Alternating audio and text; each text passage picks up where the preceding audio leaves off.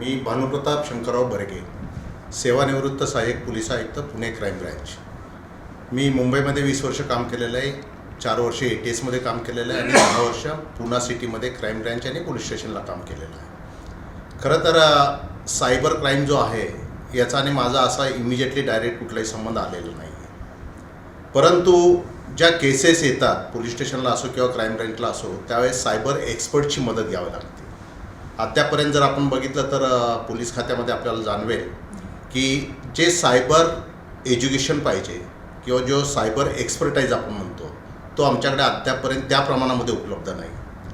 ज्या प्रमाणामध्ये आता सायबरच्या केसेस वाढत आहेत आणि सायबरच्या केसेस वाढत असतानाच त्याला इमर्जन्सी कुठली आहे, त्यानंतर त्याला टाईम लिमिट कुठला आहे किंवा थोडा सावकाशीने तपास झाला तरी चालू शकतो, अशा क्राईम कुठल्या आहेत असं हे डिवायडेशन सायबर क्राईममध्ये केलं जातं.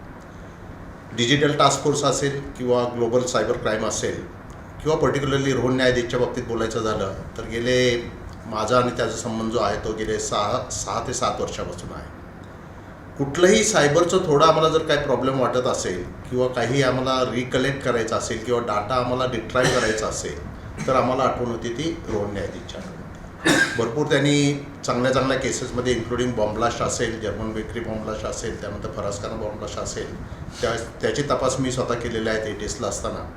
त्यावेळेस त्याची मोठी प्रमाणामध्ये आम्हाला मदत झालेली होती आणि अजूनसुद्धा की अर्ध्या रात्री he is more cop than cop असं आम्ही म्हणतो की तो कॉप नाही आहे पण he is more cop than cop, की अर्ध्या रात्री म्हटलं तरी आमचा पोलीसवाला एखाद्या दिवस आडेवेडे घेतो पण he always ready to help of the police without any intention.